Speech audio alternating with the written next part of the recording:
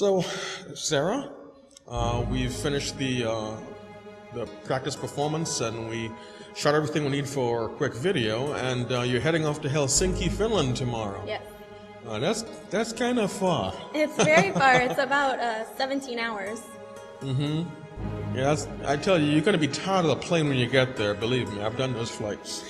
It's pretty long. So, the things I'd like to find out from you now is, when did you actually begin practicing dance? I began dancing at the age of 6 on St. Croix Point Dance Academy. And then I moved to Orlando, Florida when I was 11 to continue my, ballet training. And it's a good thing that worked out because now I'm a professional dancer. That's the whole reason why I moved to the States. Yeah. So that was the real driving force for the move. Mm-hmm. That's an amazing focus. Yeah. So one of the questions I had for you was, early on as a kid, there came a point when you decided, you know what, I'm going to be a professional dancer. When was that? I was about 9 when I decided, when I was younger, I wanted to be, I wanted to dance, I wanted to act, I wanted to sing, everything, just like most little girls. You just wanted the world, that's all. Everything, I wanted to do everything. But when I was about 9, I realized that it was more a part of me than I could control, and it was just something that I was going to have to do as my career. I couldn't be, don't get me wrong, I could be, but it's my passion. And so, as a little girl, hoping to become a professional dancer, you must have imagined what a professional dancer's life is like. But becoming a professional dancer, you must have learned some things are different than you imagined. Yes, it's completely different than I imagined. So, the question I have for you is, of all the things that you imagined that you learned to be different, what did you find to be most challenging or difficult to adapt to and deal with?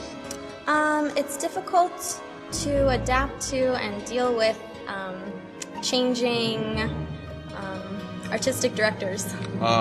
Yeah, different styles. You get to know somebody and they want these specific 5 things all the time, and you get used to that. And then a different person moves in, and you have to completely change everything 360. So as a professional dancer, you have to be smart, you have to be versatile, because you never know what's coming next. Yeah. Which is easy for me for some reason. It's like robot part again. Yeah. Now, in finding that some things were difficult, did you find anything to be easier than you had anticipated as a kid hoping to become a professional dancer? Is there such a thing? Dancing. Well, dancing itself. I thought it was going to be a lot harder. Really? Is that bad to say? No, it's just amazing, because the thing is, when I thought about asking you this question, I actually thought there wouldn't be an answer. No,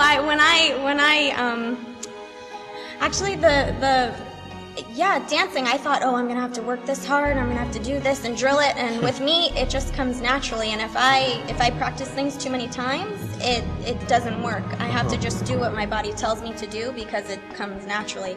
And the difficult part to put with that is like your acting and your expressions. That's something I need to smile more. That's funny. I have the same problem. Oh, do you? Maybe it's a Crucian thing. Yeah. I like to frown at people.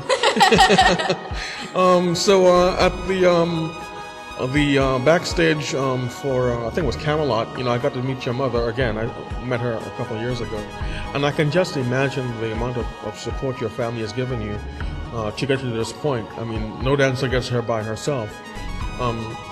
Besides your family, within the Orlando area or within the industry of ballet, what would you say are some of the key support elements or people that have helped you to get to the performance in Helsinki now?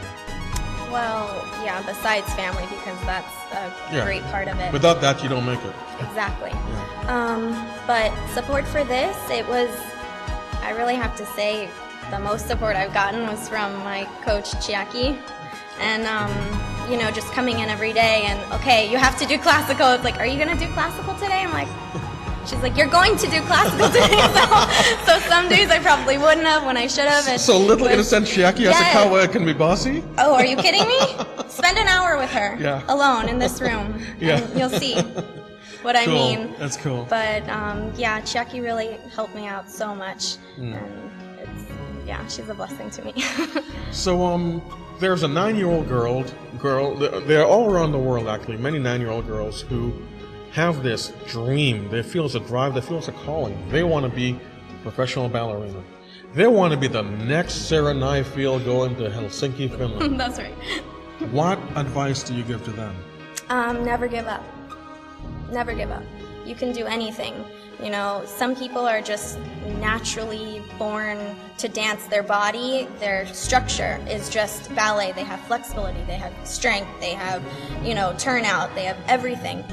But for me, it wasn't like that. And people look at me today and they say, oh man, you have everything. Like, but it wasn't always like that. If I didn't work hard, if I didn't stick with it, you know, I wouldn't be where I am today. I didn't have good feet when I was little. Now I have good feet. Nobody believes me. But I didn't have good feet. You know, my turnout wasn't that good. I wasn't flexible, you know. So you just have to keep working and never give up. That's a beautiful message. I really like that. Well, now to the people back home in St. Croix who want to hear what the Crucians have to say, what do you have to say to them? I mean, you're representing them also as an ambassador to Helsinki, Finland. What do you have to say to them? Oh my gosh, I don't even know. Can I give shout outs? Hi Grandpa, hi Aunt Barbie, hi Aunt Sheila. Can I do that? Sure, you just did. Yeah, you know, I mean, they'll be watching this, you know, pretty close. You know, they'll be looking out, you know. So I think it'll be pretty cool. And I have to tell you, even though I'm not traveling to Helsinki, I'm traveling to Helsinki. Yes. And there are a lot of us who are like that with you. You know, so we're proud of you for simply who you've become, not based on what you do. Okay? So thank you so much. Thank you.